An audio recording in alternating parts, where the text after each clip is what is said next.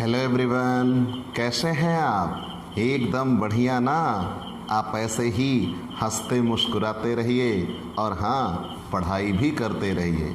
प्यारे बच्चों, हमने आपके लिए अपने इस online platform Digvijay commerce classes पर बीकॉम के पार्ट 1, पार्ट 2, पार्ट 3 के सारे सब्जेक्ट, सारे न्यूमेरिकल और थ्योरेटिकल सब्जेक्ट की पूरी एक सीरीज शुरू की है, जिसमें हम topic by topic, question by question आपको पूरी क्लास अवेलेबल करा रहे हैं।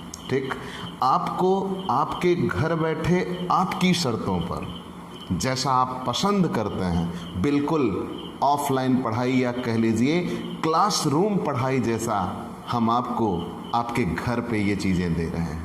ठीक, आपको कुछ नहीं करना बच्चों, सिर्फ आपको इतना करना है कि आप इस हमारे YouTube चैनल को अगर नए जुड़े हैं तो सबसे पहले सब्सक्राइब करिए, बेल आइकन दबाइए ताकि आपको हमारे लेटेस्ट वीडियोस के अपडेट मिल सके, और लोगों को शेयर करिए।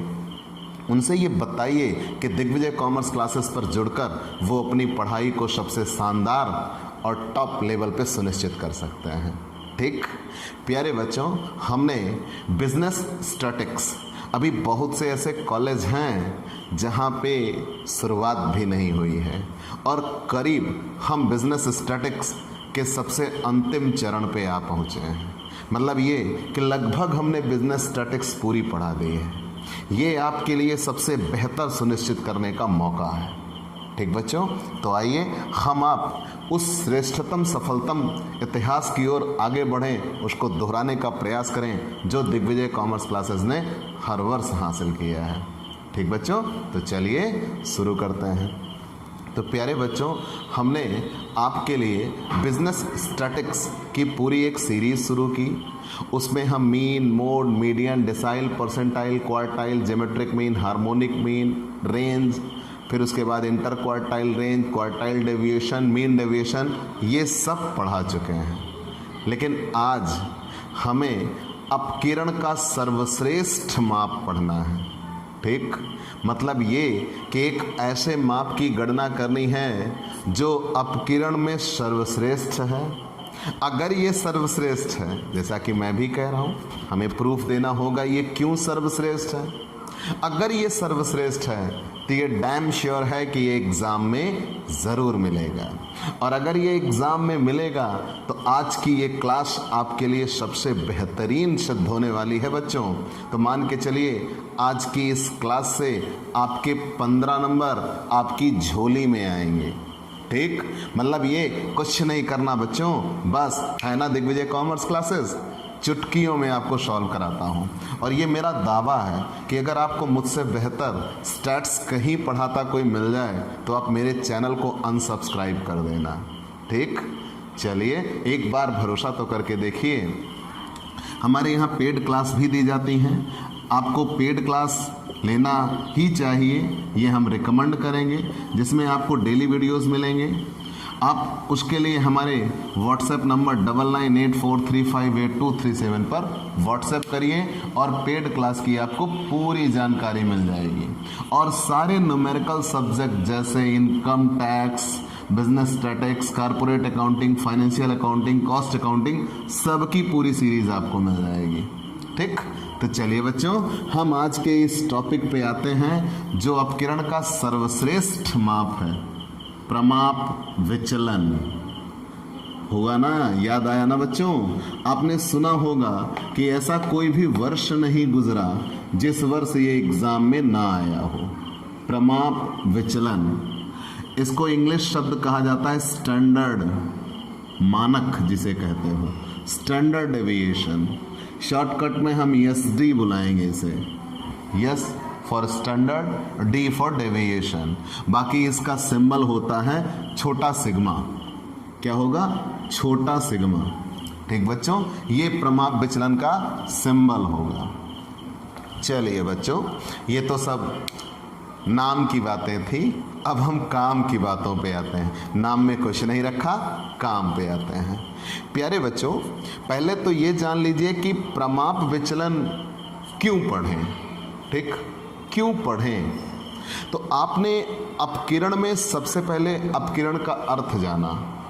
जब आपने अपकिरण पढ़ा तो अपकिरण में ये कहा गया किसी भी समंकमाला का विखराव या फैलाव उसका अपकिरण होता है। किसी भी समंकमाला का विखराव या फैलाव उसका अपकिरण होता है, मान लिया। फिर आपने अपकिरण में विस्तार को पढ़ा, तो विस्तार में आपने ये पढ़ा कि सबसे बड़े पद में से सबसे छोटा पद घटा दिया, मतलब largest value less smallest value. सबसे बड़े पद में से सबसे छोटा पद घटा देंगे, विस्तार आ गया।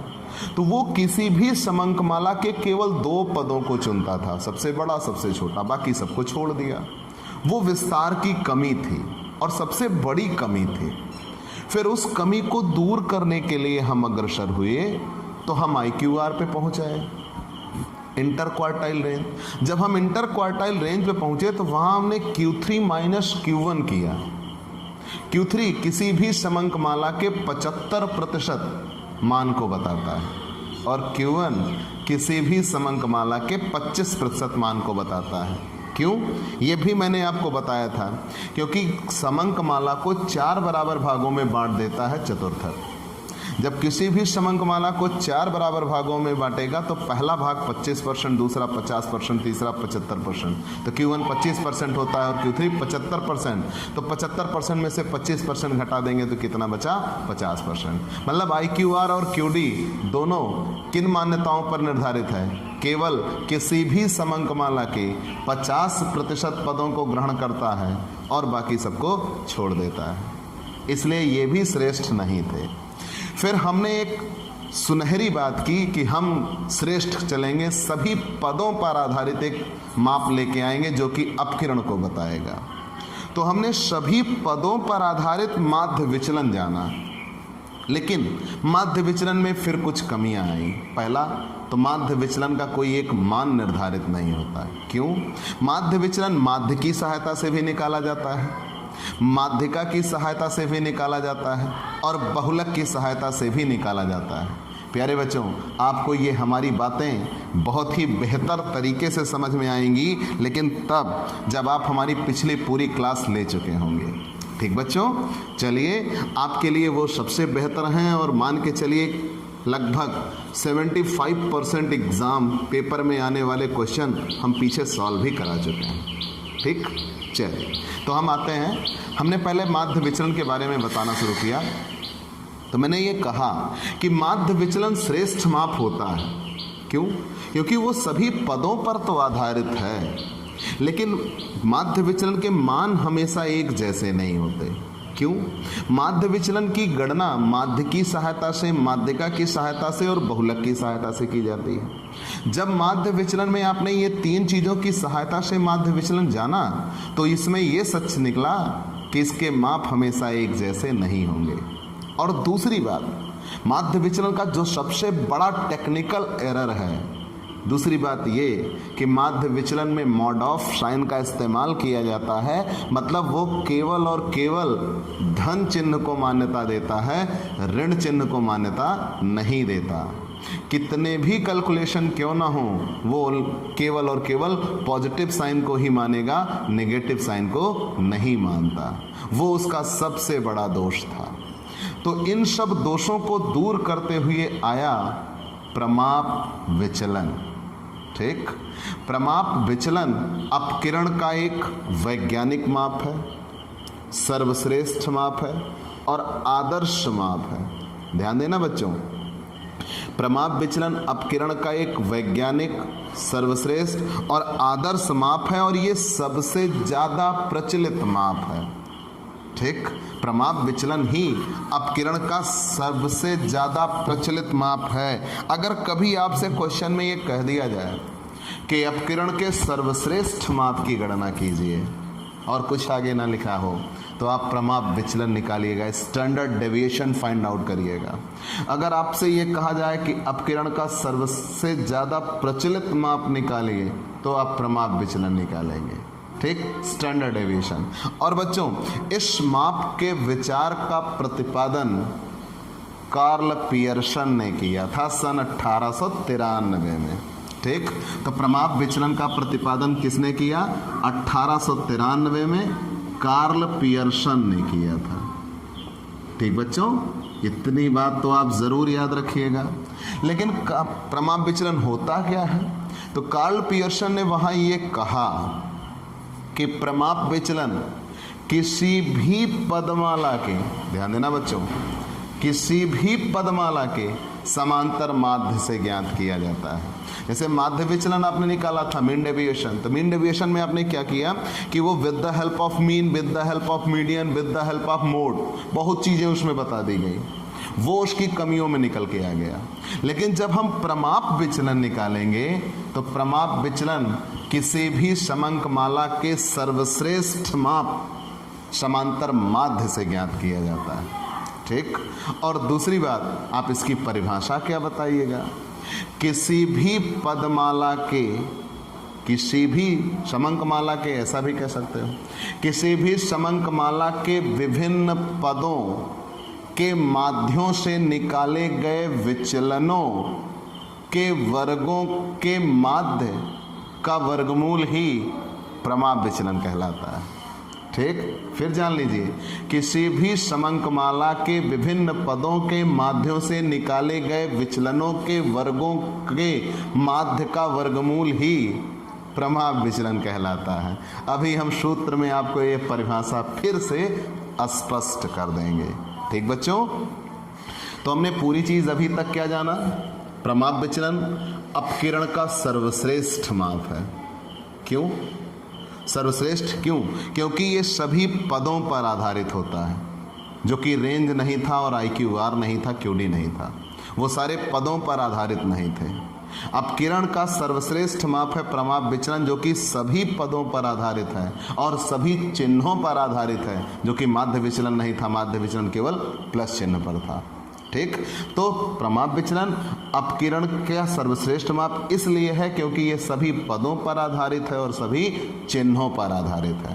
ठीक, ये एक वैज्ञानिक विधि है, सबसे प्रचलित विधि है और सबसे ज़्यादा प्रयोग में होने वाली विधि है और आदर्श विधि है। इस विधि का प्रतिपादन, या यूं कह लीजिए इस माप का प्रतिपादन कार्ल पियर्सन ने किया था। वो भी कब? सन 1893 में। और प्रमाप विचलन की गणना समांतर माध्य से की जाती है। किसी भी पदमाला के माध्यों, किसी भी पदमाला के माध्य से निकाले गए विचलनों के वर्गों के माध्य का वर्गमूल ही प्रमाप विचलन कहलाता है। चलिए जान लिया। लेकिन ये चीजें हमने बता दी आपको, ये चीजें हमने बता दी, अब आपको इसकी गणना सीखनी होगी। प्रमाप विचलन निकालेंगे कैसे? ठीक बच्चों, तो प्यारे बच्चों, प्रमाप विचलन निकालने का सूत्र हम कई तरीके से बता सकते हैं। जैसे मैं आपसे यहाँ चाहूँ तो मैं लिख दूँ प्रत्यक्ष रीति, फिर मैं इधर लिख दूँ लघु रीति, और दोनों से मैं आपको सॉल्व कराता चलूँ कि व्यक्तिगत श्रेणी में ये होगा, खंड श्रेणी में ये होगा, सतत श्रेणी में ये होगा। लेकिन हम ये चाह रहे हैं कि हम आपको एक बेहतर तरीके से बताएं और एक एक श्रेणी का बताएं, फिर हम इकट्ठा मिक्सअप करेंगे। ठीक, फिर हम इकट्ठा मिक्सअप करेंगे। चलिए, तो हम एक एक श्रेणी पे आते हैं। दूसरी बात, जब हम ये पढ़ लेंगे, हम ये पढ़ चुके होंगे, तो फिर प्रमाप विचलन के भी दोष ढूंढेंगे। लेकिन आप एक और अच्छी बात जान लीजिए कि अगर किसी भी पदमाला, कोई भी पदमाला हो, उसमें समान कमी या समान वृद्धि की जाए तो प्रमाप विचलन के परिणाम पर कोई अंतर नहीं आता। ठीक, प्रमाप विचलन के परिणाम पर कोई अंतर नहीं आता। लेकिन जो प्रमाप विचलन होगा ये भी अपकिरण का एक निरपेक्ष माप है। अगर आपको इसका सापेक्ष माप निकालना है तो आपको इसका गुणांक निकालना होगा, प्रमाप विचलन गुणांक। ठीक बच्चों, तो चलिए, तो सबसे पहले हम आते हैं प्रमाप विचलन की गणना, फिर गुणांक देखेंगे, प्रसरण देखेंगे, विचरण मापांक देखेंगे, सब आगे मिलते जाएंगे। तो आप पहले नोट डाउन करते चलिएगा बच्चों कि प्रमाप विचलन की विधियां कौन कौन सी हैं। प्रमाप विचलन की विधियां मतलब किन रीतियों से प्रमाप विचलन की गणना होगी। ठीक है ना, प्रमाप विचलन की विधियां। ठीक, लेकिन विधियां क्या, आप व्यक्तिगत श्रेणी पे पहले आ जाइए, वो ज़्यादा बेहतर होगा। मैंने पहले ही आपसे कहा, तो विधियां भी रुक जाते हैं। हमने सबसे पहले आपसे कहा कि अगर आपको प्रमाप विचलन निकालना है तो सबसे पहले आप श्रेणी डिसाइड कर लो, क्योंकि हर श्रेणी में अलग अलग है। ठीक, हर श्रेणी में अलग अलग है। तो आपके पास ऑप्शन तो कई बन जाएंगे। तो पहले हम आते हैं व्यक्तिगत श्रेणी। मान लीजिए कोई क्वेश्चन मिला और उसमें कहा गया कि आप प्रमाप विचलन ज्ञात करिए। ध्यान देना बच्चों, अपकिरण के सर्वश्रेष्ठ माप होने की वजह से प्रमाप विचलन को मानक विचलन भी कहते हैं। ठीक, अपकिरण का सर्वश्रेष्ठ माप होने की वजह से प्रमाप विचलन को मानक विचलन भी कहते हैं। तो व्यक्तिगत श्रेणी, तो व्यक्तिगत श्रेणी में वो कौन कौन सी विधियां हैं जिससे प्रमाप विचलन ज्ञात किया जाता है। ठीक, आइए, तो सबसे पहले प्रत्यक्ष रीत से ज्ञात किया जाता है, डायरेक्ट मेथड। व्यक्तिगत श्रेणी को तो इंडिविजुअल सीरीज कहते हैं, प्रत्यक्ष रीत मतलब डायरेक्ट मेथड। दूसरा होती है लघु रीत, शॉर्टकट मेथड। प्रत्यक्ष रीत सबसे ज़्यादा इस्तेमाल होती अगर जो माध्य आता है वो एक पूर्णांक आए। अगर माध्य पूर्णांक निकल के आया तो प्रत्यक्ष रीत सबसे सरल होती है, और अगर माध्य एक पूर्णांक नहीं आता तो प्रत्यक्ष रीत फिर सरल नहीं होती। लघु रीत, शॉर्टकट मेथड, लघु रीत, शॉर्टकट मेथड। फिर आपको तीसरी मिल जाएगी मूल्य वर्ग रीत, स्क्वायर ऑफ वैल्यू मेथड। मूल्य वर्ग रीति, square of value method, square of value method. ठीक, और एक होता है पद विचलन रीत, स्टेप डेविएशन मेथड, जो कि इससे रिलेटेड है, तो इसलिए इसका ज़्यादा इस्तेमाल नहीं होगा। जब आप इसको सीख चुके होंगे तब हम इसे बता देंगे। ठीक, हाल फिलहाल आज हम केवल 3 देखेंगे। Step deviation method, step deviation method. ठीक बच्चों, तो ये मान के चलिए अगर आप व्यक्तिगत श्रेणी में हैं, ध्यान देना बच्चों, सबसे पहले मैंने कहा है आपसे, और ये मैं शुरू से कहते चला आया हूँ कि जिस दिन आपको कोई एक माप निकालने के लिए कह दिया जाए, माध्य, माध्यिका, बहुलक, चतुर्था, गुणोत्तर माध्य, धनात्मक माध्य, किस में भी, तो सबसे पहले आप क्या डिसाइड करते हो, श्रेणी, सीरीज। मतलब दिया गया क्वेश्चन किस तरीके से व्यवस्थित किया गया है। और जब आपको श्रेणी मिल जाए, जब आपको श्रेणी मिल जाए तो आप सबसे पहले ये डिसाइड करिए कि आप उसे किस रीत से निकालने वाले हो। तो मान लीजिए क्वेश्चन जो दिया है वो व्यक्तिगत श्रेणी का है, और व्यक्तिगत श्रेणी के क्वेश्चन को हम इन 4 रीतियों में से किसी भी रीत से हल कर सकते हैं। प्रत्यक्ष रीत, लघु रीत, मूल्य वर्ग रीत और पद विचलन रीत। वो हमारी इच्छा पर होगा, हम चाहे जिस रीत से चुने, और सबसे आंसर एक ही आना चाहिए। स्पेशली सबसे ज़्यादा इस्तेमाल होने वाली, इवन मेरे और आपके द्वारा भी सबसे ज़्यादा इस्तेमाल होने वाली ये 2 रीतियाँ हैं, प्रत्यक्ष रीति और लघु रीति। अगर इन दोनों रीतियों के 50-50 क्वेश्चन मिलेंगे तो इसका कोई एक क्वेश्चन होगा और इसके तो नहीं होंगे। ठीक, तो मतलब हम ये कह लें कि हमें केवल 4 नहीं 2 पढ़ने हैं। ठीक, बेसिक तौर पर हमें कितने पढ़ने हैं, 2 रीतियाँ पढ़नी हैं। तो मैंने कहा प्रत्यक्ष रीति कब इस्तेमाल होगी, हम अपनी इच्छा से स्वच्छंद हैं चाहे जिस रीति का इस्तेमाल करें, लेकिन प्रत्यक्ष रीति का इस्तेमाल सबसे बेहतर होगा तब अगर समांतर माध्य की गणना होगी और वो समांतर माध्य एक पूर्णांक संख्या निकल के आए। अगर समांतर माध्य एक पूर्णांक संख्या नहीं निकल के आती तो फिर ये बेहतर नहीं होता। चलिए मान लिया, फिर हम लघु रीत से निकालते हैं अगर पूर्णांक नहीं आता तो। लेकिन अब कुछ लोग ये कहते हैं पहले माध्य निकाला तो पता लगेगा ना कि पूर्णांक आएगा कि नहीं आएगा। तो जब हम उतना कैलकुलेशन कर चुके होंगे तो पीछे क्यों आए, ये बात तो भी वाजिब होती है। तो उस विचारधारा के लोग हमेशा किस रीत का प्रयोग करते हैं, लघु रीत का प्रयोग करते हैं, फिर वो प्रत्यक्ष रीत का इस्तेमाल कम करते हैं। ठीक, मेरे द्वारा भी इसी विचारधारा का समर्थन किया जाएगा कि अगर हमें क्वेश्चन दिया है, हम माध्य तक निकाल चुके हैं, तब जाके कहीं पता लगेगा कि पूर्णांक आएगा कि नहीं आएगा। तो जब इतना कैलकुलेशन हम कर चुके तो अपना टाइम तो हमने पहले ही लॉस कर लिया, तो फिर हम पीछे क्यों लौटें, फिर आगे ही बढ़ें। तो इसलिए उस सिचुएशन से बचने का सबसे सीधा तरीका है कि पहले ही लघु रीति का इस्तेमाल किया जाए। ठीक, तो आज कि ये क्लास फॉर्मूला स्पेशल क्लास है, तो चलिए सबसे पहले हम एक एक फॉर्मूले बताते हैं। ठीक, तो हम इसे मिटाएंगे। तो बच्चों आप इसको स्क्रीनशॉट रखिएगा कि प्रमाप विचलन व्यक्तिगत श्रेणी में किन रीतियों से निकाला जाता है। 4 रीतियां हैं। ठीक,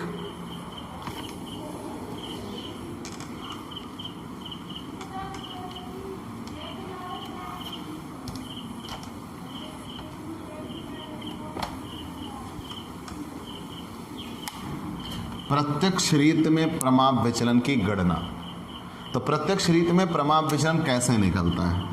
एसडी स्टैंडर्ड डेविएशन बराबर, प्यारे बच्चों कैलकुलेटर का इस्तेमाल तो अब आपके लिए कंपलसरी हो चुका है। ठीक, sigma D square upon N.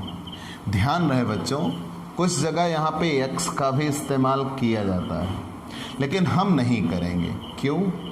हमने ये कहा कि हमें प्रत्यक्ष रीति और लघु रीति में अंतर भी सुनिश्चित करना है, इसलिए हम यहाँ यक्ष नहीं लिखेंगे। ठीक, तो एसडी बराबर under root sigma D square upon N. ठीक, तो जब भी आपसे क्वेश्चन में प्रमाप विचलन निकालने को कहा जाए और प्रमाप विचलन किस रीत से आप निकालने चलो, प्रत्यक्ष रीत से, किस श्रेणी का? व्यक्तिगत श्रेणी का। तो आप स्टेप वाइज स्टेप सोचिए। सबसे पहले आपको प्रमाप विचलन निकालना है। आपने सबसे पहले श्रेणी डिसाइड की। दिया गया क्वेश्चन किस श्रेणी का है? व्यक्तिगत श्रेणी का है। अगर दिया गया क्वेश्चन व्यक्तिगत श्रेणी का है तो सबसे पहले आपने उसका सूत्र जाना। तो व्यक्तिगत श्रेणी में सूत्र क्या होगा? पहले व्यक्तिगत श्रेणी का है तो पहले आप रीति डिसाइड कर लो, कौन सी रीति आप लगाने वाले हो। प्रत्यक्ष रीत लगाने वाले हैं, तो प्रत्यक्ष रीत के लिए सूत्र क्या बना? एस डी बराबर sigma D square upon N. इसे छोटा सिग्मा भी बोलते हैं, एस डी बोलते हैं। हम एस डी ही कॉमन तौर पर इस्तेमाल करेंगे। S for standard, D for deviation. तो एस डी बराबर under root sigma D square upon N. कैसे मिलेगा ये बच्चों? एस डी प्रमाप विचलन को कहता है। ठीक, अब यहाँ सिग्मा माने क्या होता है? जोड़। किसका? D square. तो पहले डी स्क्वायर मिले तो तब जोड़ होगा। तो डी स्क्वायर बराबर क्या होगा? D into D. और मैंने पहले ही बता रखा आपको, डी मतलब स्मॉल डी मतलब होता है क्या? विचलन। तो यहाँ डी बराबर क्या आएगा? अगर एक डी मिल जाए तो दूसरा डी ऑटोमेटिकली मिल गया। तो हमें केवल एक डी निकालना है। डी बराबर फॉर्मूला होगा एक्स माइनस एक्स बार। और एक्स तो क्वेश्चन में दिया होगा, हमें ज़रूरत किसकी होगी? एक्स बार की। और एक्स बार बराबर सूत्र क्या होगा? Sigma X upon N. Sigma x क्या होगा? पदों का योग। और यहाँ का एन ढूंढेंगे तो ये भी एन मिल जाएगा, पदों की संख्या। ठीक बच्चों, इतना आप सूत्र इस्तेमाल करेंगे तो प्रत्यक्ष रीत में आपको प्रमाप विचलन की गणना हो जाएगी। फिर से देखिए कैसे कैसे हमने तोड़ा। एस डी प्रमाप विचलन, सिग्मा मतलब जोड़। किसका? डी स्क्वायर का। तो पहले डी स्क्वायर निकालें ना। तो डी स्क्वायर कहाँ से आएगा? डी स्क्वायर बराबर डी इंटू डी। एक डी निकालेंगे दूसरा भी वही होगा, मतलब उसी का आपस में उससे गुणा कर देते हैं तो स्क्वायर होता है। तो डी बराबर फॉर्मूला क्या बनेगा? एक्स माइनस एक्स बार। मतलब एक्स में से हमें क्या घटाना होगा? एक्स बार। ध्यान रहे यहाँ मॉड ऑफ नहीं लगा है। अब आप ये सोच रहे होंगे कि x माइनस एक्स बार तो हमने मॉड डी एक्स में भी किया था, लेकिन बच्चों वहाँ पे आपने केवल पॉजिटिव साइन का इस्तेमाल किया था। यहाँ पॉजिटिव और नेगेटिव दोनों मिलेंगे। ठीक, क्योंकि वहाँ मॉड ऑफ था और यहाँ मॉड ऑफ नहीं है। तो x माइनस एक्स बार, तो x क्वेश्चन में दिया होगा, ज़रूर दिया होगा, हमें x बार निकालना होगा। और ये व्यक्तिगत श्रेणी में है तो x बार बराबर sigma X upon N. Sigma x पदों का योग और एन बराबर पदों की संख्या। मतलब आप ऐसा भी कह सकते हो जैसे आपने माध्य विचलन में कहा था कि अगर हमें प्रमाप विचलन निकालना है तो सबसे पहले समांतर माध्य निकालना होगा। प्रमाप विचलन निकालना है तो सबसे पहले समांतर माध्य निकालना होगा, और जब समांतर माध्य निकल जाए तभी इसके लिए हम आगे बढ़ेंगे। ठीक, तो आप इसे और थोड़ा डिस्क्राइब कर लेते हैं। मान लीजिए एक क्वेश्चन दिया है यक्ष, क्वेश्चन दिया है यक्ष। ठीक, तो जब क्वेश्चन दिया है उसमें कई सारे पद दिए हुए हैं, तो सबसे पहले इन पदों को हम जोड़ देंगे। जैसे ही इन पदों को जोड़ेंगे वो आएगा सिग्मा एक्स। इन पदों को काउंट कर देंगे तो आएगा एन। ठीक, n बराबर पदों की संख्या। तो तुरंत हम यहाँ माध्य निकालेंगे। x बार बराबर सूत्र क्या होगा, सिग्मा x अपान n। तो जब यहाँ से समांतर माध्य निकल के आ जाएगा तो फिर यहाँ हम निकालना शुरू करेंगे d, और d बराबर फॉर्मूला क्या होगा, x माइनस x बार। ये सारी वैल्यू x हैं और सब में से हमें x बार घटाना होगा। सारी वैल्यू x हैं, सब में से हमें x बार घटाना होगा, और प्लस में आएगा तो प्लस में लिखेंगे, माइनस में आएगा तो माइनस में लिखेंगे, वो d हो जाएगा। और d का हम स्क्वायर कर देंगे तो वो d स्क्वायर आएगा, और उसी d स्क्वायर का जोड़ लगा देंगे तो क्या हो जाएगा, सिग्मा d स्क्वायर, और उसी सिग्मा d स्क्वायर को यहाँ पे रख देंगे। ठीक, लेकिन बच्चों आपके लिए एक और विशेष बात बता रहा हूँ, सिग्मा d इक्वल ऑलवेज 0। अगर सिग्मा d जो निकल के आया x माइनस एक्स बार, अगर इसका हम टोटल करें तो ये हमेशा क्या आना चाहिए, 0। व्यक्तिगत श्रेणी की बात की है मैंने। व्यक्तिगत श्रेणी में सिग्मा d बराबर अगर 0 आया है तो समझो आपने कैलकुलेशन सही किया है, अन्यथा गलती हो गई प्यारे। ठीक, तो आप सबसे पहले सुनिश्चित करिएगा कि सिग्मा d बराबर क्या आए, 0 आए। तो ये इतने से जब आप प्रमाप विचलन निकाल चुके होंगे, यहाँ से जब आप प्रमाप विचलन निकाल चुके होंगे तो ये अपकिरण का निरपेक्ष माप होगा, और यहीं पे आप प्रमाप विचलन गुणांक भी निकालना सुनिश्चित कर दीजिए। प्रमाप विचलन गुणांक जो कि अपकिरण का सापेक्ष माप होगा। तो प्रमाप विचलन गुणांक के लिए सूत्र क्या होगा, कोएफिशिएंट ऑफ SD बोलेंगे।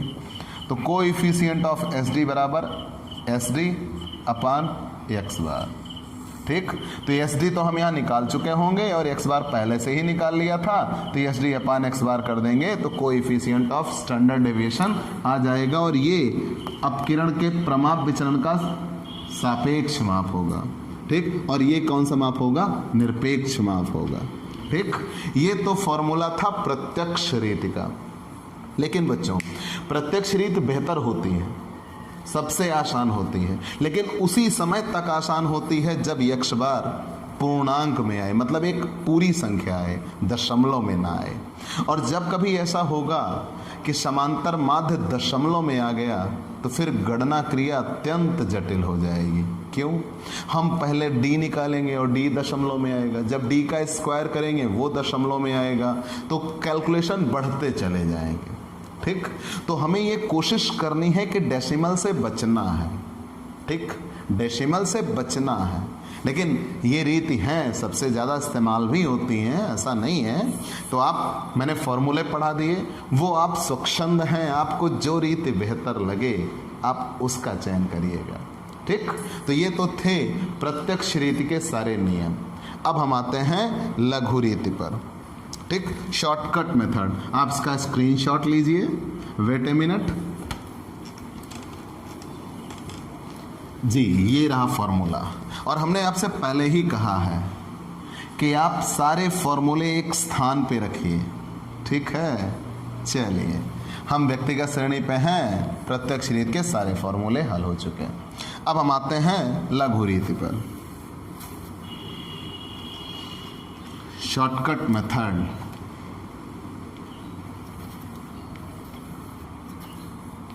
शॉर्टकट मेथड लघु रीति,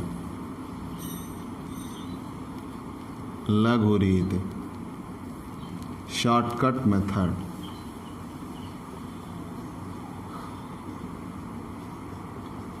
लघु रीति, ठीक, शॉर्टकट मेथड। चलिए, शॉर्टकट मेथड और डायरेक्ट मेथड, मतलब प्रत्यक्ष रीति और लघु रीति, दोनों में से चाहे जिस रीति से क्वेश्चन हल किया जाए आंसर एक बराबर ही आएगा। ठीक, चलिए मान लिया। और दूसरी चीज, वो हमारे अपने मानने पर है हम किस रीति का इस्तेमाल करें। इवन एग्जाम में ऐसा कभी नहीं आएगा कि नहीं आपसे स्पेशली ये कहा जाएगा आप इस रीति से हल करिए, लेकिन है ना भाई, आपको समझाया है दोनों रीतियों से, अगर कह भी देते हैं कि नहीं आप इस रीति से हल करिए तो आप उससे हल करिएगा। ठीक, चलिए, तो लघु रीति, आप अगर नए जुड़े हैं तो सबसे पहले हमारे चैनल को सब्सक्राइब जरूर करिए। ठीक बच्चों, और बेल आइकॉन दबाइएगा। लघु रीति, शॉर्टकट मेथड, तो शॉर्टकट मेथड पे आप कैसे हल करिएगा। तो शॉर्टकट मेथड पे हल करने के लिए एस डी बराबर root sigma D square X upon N. ध्यान देना, मैंने डी के ऊपर स्क्वायर लगाया, एक्स के ऊपर नहीं, जरूर ध्यान देना। क्यों? मैंने आपसे ये कहा था कि हम यहां चाहें, प्रत्यक्ष रीत में जब हम थे हमने ऐसा फार्मूला लिखा, root sigma D square upon N लिखा था, तो वहां मैंने आपसे कहा था हम चाहें तो यहाँ एक्स लिख सकता है, लेकिन हम ये चाहेंगे कि दोनों रीतियों में अंतर सुनिश्चित हो, इसलिए हम प्रत्यक्ष रीत में एक्स का इस्तेमाल नहीं किए थे और लघु रीत में हम एक्स का इस्तेमाल करेंगे। बाकी एक्स की यहाँ पे कोई ज़रूरत नहीं है, ठीक, इसीलिए स्क्वायर डी के ऊपर लगा है ना कि एक्स के ऊपर लगा है। तो एस डी बराबर under root sigma D square X upon N minus sigma D X upon N का होल स्क्वायर। ठीक बच्चों, अब ये इतना सूत्र बना लघु रीति का। अब आप सोच रहे होंगे भाई उसमें केवल इतना छोटा सा सूत्र sigma D square upon N पूरे का अंडर रूट, और यहाँ sigma D square upon N minus sigma D X upon N का होल स्क्वायर और पूरे का अंडर रूट, ये काहे का लघु रीति? तो वही कहानी है ना कि अगर पूर्णांक में आ जाता है तो प्रत्यक्ष रीति ही लघु रीति होती है, लेकिन अगर पूर्णांक में नहीं आया तो उसमें कैलकुलेशन बहुत बढ़ जाने हैं और फिर ये आसान हो जाता है। ठीक, तो एस डी बराबर D square X upon N minus sigma D X upon N का होल स्क्वायर कैसे मिलेगा? चलिए गणना कर लेते हैं। एस डी ये तो प्रमाप विचलन है, ठीक। अब यहां आते हैं डी स्क्वायर एक्स, तो डी स्क्वायर एक्स पाने के लिए डी एक्स का गुणा डी एक्स में होगा, मतलब डी एक्स का गुणा डी एक्स में। अब देखना बच्चों, मैं इस गुच्छे पे था डी स्क्वायर एक्स, लेकिन जैसे ही हमने डी स्क्वायर एक्स की तलाश की D x into D x, अगर हमें एक डी एक्स चाहिए होगा, दो तो नहीं निकालेंगे, एक ही निकालेंगे, उसी का उसी से गुणा होगा, तो हमें एक डी एक्स चाहिए। तो अगर ये डी एक्स मिला तो ये भी मिल जाएगा, मतलब हम इस गुच्छे की तलाश में थे और ये अपने आप मिल जाएगा। ठीक, तो डी स्क्वायर एक्स बराबर सूत्र क्या बनेगा? D x into D x, और डी एक्स बराबर फॉर्मूला क्या होगा? एक्स माइनस ए। याद आया? एक्स माइनस ए। एक्स बराबर तो पद होता है, क्वेश्चन में दिया होगा। ए बराबर कल्पित माध्य होगा, एज्यूम्ड मीन। ए बराबर कल्पित माध्य, एज्यूम्ड मीन, जो कि दिए गए पद में से कोई एक संख्या हम मान लेते हैं। ध्यान देना, मैंने क्या कहा?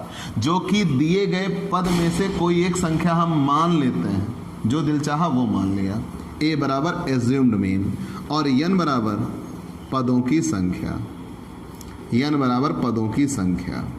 ध्यान रहे बच्चों, जब आपको ये dx मिलेगा, एक dx मिला तो दूसरा भी मिल जाएगा और ये भी अपने आप मिल जाएगा। ठीक, तो आप कैसे हल करिएगा? तनिक हम यहाँ आते हैं। अगर आपको निकालना है SD, तो यहाँ x दिया होगा, तो आप सबसे पहला काम करिएगा, दिए गए x में से कोई एक संख्या को आप क्या मानिएगा? a। अब यहाँ पहले माध्य नहीं निकाला जाता, तो कोई एक संख्या आप a निकालिएगा, मान लीजिएगा। जब आपने a मान लिया तो आप यहाँ dx निकालोगे, और dx बराबर फॉर्मूला क्या होगा? x माइनस a, मतलब दिए गए पद में से सब में से आप a घटा दोगे, सब में से a घटाओगे, कुछ माइनस में आएगा कुछ प्लस में आएगा, मतलब दिए गए पद में से सब में से आप a घटा देंगे। जब सब में से आपने a घटा दिया तो dx निकल के आ गया, और dx का जब स्क्वायर कर देंगे तो डी स्क्वायर एक्स आ जाएगा, तो डी स्क्वायर एक्स को जोड़ देंगे तो यहाँ सिग्मा डी स्क्वायर एक्स आ जाएगा, डी एक्स को जोड़ देंगे तो यहाँ सिग्मा डी एक्स आ जाएगा। ध्यान देना, ये जीरो नहीं आएगा, आ सकता है वो अलग बात है, लेकिन जीरो नहीं आएगा, वो केवल प्रत्यक्ष रीत की बात थी। तो यहाँ एक्स, डी एक्स और D square x, D x का स्क्वायर कैसे करेंगे? उसी संख्या का उसी संख्या से गुणा करेंगे तो डी स्क्वायर एक्स आएगा। देखो मैंने एक्स के ऊपर स्क्वायर नहीं लिखा, डी के ऊपर स्क्वायर लिखा, चलिए इतना आ जाएगा। तो यहाँ जो सिग्मा डी स्क्वायर एक्स है वो यहाँ रखेंगे, बटे एन पदों की संख्या होगी, फिर सिग्मा डी एक्स यहाँ रखेंगे, बटे एन पदों की संख्या होगी, और सूत्र पे रख के सॉल्व किया जाएगा। ठीक बच्चों, तो इसमें अलग से आपको और कुछ नहीं करना, लेकिन जब आप इस लघु रीत पे होंगे तो आगे चल के आपको माध्य भी निकालना पड़ेगा। तो जो टेबल आपकी बनी होगी वो लघु रीत के बनी होगी, तो यहाँ पे माध्य निकालने का फॉर्मूला क्या होगा? एक्स बार बराबर a plus sigma D X upon N. तो जब यहां से आप निकालेंगे तो आपको समांतर माध्य भी मिल जाएगा, तब आगे चल के आपको गुणांक निकालने में आसानी होगी। कोएफिशिएंट ऑफ एसडी बराबर सूत्र क्या होगा बच्चों? क्योंकि ये तो अपकिरण का निरपेक्ष माप होगा प्रमाप विचलन का, और अगर प्रमाप विचलन का सापेक्ष माप का है तो वो कैसे निकालेंगे? तो प्रमाप विचलन के सापेक्ष माप के लिए सूत्र होगा कोएफिशिएंट ऑफ एस डी। तो कोएफिशिएंट ऑफ एस डी बराबर एस डी अपॉन एक्स बार। ठीक बच्चों, तो मैंने ये कहा ये प्रमाप विचलन गुणांक है, प्रमाप विचलन गुणांक, प्रमाप विचलन गुणांक। तो प्रमाप विचलन गुणांक कोएफिशिएंट ऑफ एस डी बराबर एस डी अपॉन एक्स बार।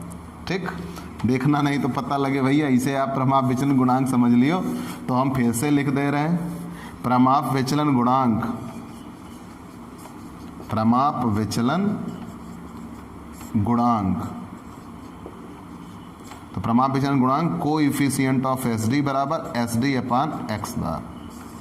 ठीक, ये अपकिरण का सापेक्ष माप होता है और ये अपकिरण के निरपेक्ष माप में आता है। लेकिन एक बात ध्यान देना बच्चों, मैंने आपसे ये कहा कि प्रत्यक्ष रीति और लघु रीत दोनों में से आप किसी एक रीत से लगाने के लिए स्वच्छंद हैं। जैसे ही आपको समझ में आए, जो रीति आपको बेहतर लगे, आप उस रीत से क्वेश्चन हल करिए।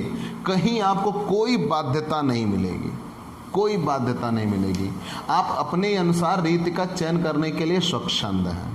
ठीक, लेकिन दोनों से आंसर एक बराबर ही आएगा। अगर माध्य पूर्णांक में आ जाता है तो प्रत्यक्ष रीत बेहतर है, अगर माध्य पूर्णांक में नहीं आता तो लघु रीत बेहतर है। लेकिन वो तो हम क्वेश्चन आधा सॉल्व कर चुके होंगे, तो पता चलेगा पूर्णांक में आएगा कि नहीं आएगा। ठीक, तो इसलिए आप इन सारी झंझट को छोड़िए और किसी एक रीत को बहुत अच्छे से स्ट्रांग तरीके से पढ़िए। चलिए अब हम आते हैं आपके लिए तीसरी रीत, मूल्य वर्ग रीत। स्क्रीनशॉट ले लीजिएगा भाई। मूल्य वर्ग रीति, मूल्य वर्ग रीति। और एक बात, मूल्य वर्ग रीति केवल और केवल प्रत्यक्ष व्यक्तिगत श्रेणी में ही इस्तेमाल होगी, इसलिए इसका इस्तेमाल बहुत ज़्यादा पॉपुलर नहीं है, इसलिए इसका इस्तेमाल बहुत ज़्यादा पॉपुलर नहीं है। मूल्य वर्ग रीति व्यक्तिगत श्रेणी में ही होगा।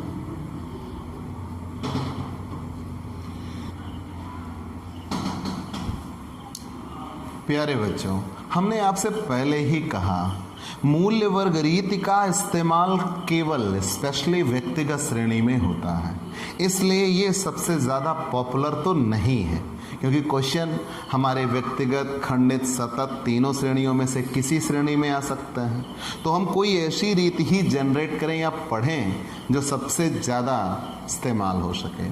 तो इसलिए मैंने पहले ही कहा था लिखतों में 4 रीतियाँ रहा हूँ, लेकिन काम में आपको 2 ही मिलेंगी, प्रत्यक्ष रीति और लघु रीति। लेकिन फिर भी हम आपको मूल्य वर्ग रीत, ठीक, मूल्य वर्ग रीत का भी आपको क्वेश्चन बता देते हैं, स्क्वायर्स ऑफ वैल्यू मेथड। तो जब आप यहाँ पे आते हो तो यहाँ फॉर्मूला होगा एस डी बराबर अंडर रूट, ध्यान देना बच्चों एक एक चीज, एस डी बराबर under root sigma X square upon N minus sigma X upon N का होल स्क्वायर। ठीक, तो यहाँ पे क्या बात बनी? तो यहाँ पे बात ये बनी कि एस डी बराबर sigma X square upon N minus sigma X upon N का होल स्क्वायर। मतलब जो प्रत्यक्ष रीति है और लघु रीति है उसमें हम पद से विचलन निकाल के तब हल करते हैं। ठीक, पद से विचलन निकाल के हल करते हैं। लेकिन जो ये मूल्य वर्ग रीति है यहाँ हम पद से विचलन नहीं निकालते, बल्कि स्वयं जो पद दिया रहता है उससे हल करते हैं। इसीलिए इसका नाम ही है मूल्य वर्ग, पद को ही मूल्य कहते हैं, मूल्य का वर्ग करेंगे तो मूल्य वर्ग रीति से बोला जाता है। ठीक बच्चों, आगे बढ़ जाते हैं। तो यहाँ फॉर्मूला बनता है एस डी बराबर sigma X square upon N minus sigma X upon N का होल स्क्वायर। हम चाहें तो इसको ऐसे भी लिख सकते हैं, sigma X square upon N minus X bar का होल स्क्वायर। क्यों? क्योंकि सिग्मा एक्स अपान एन तो एक्स बार होता है, तो एक्स बार का होल स्क्वायर हो जाएगा। ठीक, लेकिन ये आएगा कैसे? एक्स बराबर एक्स स्क्वायर कहाँ से आएगा? एक्स इंटू एक्स, एक्स क्या होगा? एक्स बराबर पद और एन बराबर पदों की संख्या। तो ये तो बहुत आसान दिखा। मतलब क्या किया जाएगा, पहले एक पद दिया होगा एक्स, तो जो पद दिया होगा उसको जोड़ लेंगे, सिग्मा एक्स आ जाएगा। पदों की संख्या देख लेंगे, वो n आ जाएगा। तो जो x दिया होगा उसी x का क्या कर देंगे, स्क्वायर कर देंगे, सिग्मा x स्क्वायर आ जाएगा और यहाँ फॉर्मूले पे रख देंगे। तो एक्स स्क्वायर मतलब sigma X square upon n minus sigma x upon n का होल स्क्वायर। अगर यहाँ से हम निकाल चुके होंगे तो गुणांक कैसे निकालेंगे, तो कोएफिशिएंट ऑफ SD, तो कोएफिशिएंट ऑफ SD बराबर फॉर्मूला होगा SD अपॉन x बार। तो गुणांक के लिए कहीं कोई अलग फॉर्मूला नहीं लगता, गुणांक के लिए तो वही फॉर्मूला होगा जो आप पहले से पढ़ते चले आए हो। तो कोएफिशिएंट ऑफ SD बराबर SD अपॉन x बार। ठीक बच्चों, चलिए हमने ये भी जान लिया, लेकिन अब हम आगे आते हैं इसके तुलनात्मक पहलुओं पर। और मैंने अभी आपसे कहा था कि मैं इसके फॉर्मूले से इसकी परिभाषा बना दूंगा, हम उस पे आते हैं। ठीक, चलिए आप इसका स्क्रीनशॉट लीजिए। ये मूल्य वर्ग रीति है, इसमें पद दिया होगा x बराबर पद, उसी पद का हम पहले स्क्वायर कर देंगे, पद का जोड़ लगा लेंगे सिग्मा x अपान n, सिग्मा x अपान n, ये माध्य निकल के आएगा। यहाँ पद का जो स्क्वायर कर चुके होंगे बटे n, तो इसे मूल्य वर्ग रीति इसलिए कहा जाता है क्योंकि यहाँ पे जो मूल्य दिया रहता है उसी का क्या निकालते हैं, स्क्वायर निकालते हैं। ठीक बच्चों, चलिए हम आगे बढ़ते हैं। आपको अब इसकी परिभाषा इसके सूत्र से ही निकाल के बताते हैं। ठीक, चल प्यारे बच्चों, अब हम आते हैं परिभाषा पर। प्रमाप विचलन की परिभाषा उसके सूत्र से कैसे जाने। ठीक, कैसे, आइए देखिए। तो मैंने परिभाषा में कहा था कि प्रमाप विचलन अपकिरण का सर्वश्रेष्ठ माप है। क्यों? क्योंकि ये सभी पदों पर और सभी चिन्हों पर आधारित होता है। मतलब इवन इसके लिए किसी एक विशेष पद को हम चिन्हित नहीं करते, टारगेट नहीं करते, मतलब सारे पद पर आधारित होगा। जैसे रेंज था, सबसे बड़ा सबसे छोटा, केवल 2 ही पदों को उसने चुना। IQR और QD था, Q3 माइनस Q1 को चुना जो कि 50% वैल्यू को ही लेता है। तो लेकिन ये क्या होगा कि ये सारे पदों को चुनेगा। और माध्य विचलन केवल प्लस साइन को लेता था, ये प्लस और माइनस दोनों साइन को लेगा, ये तो मान लिया।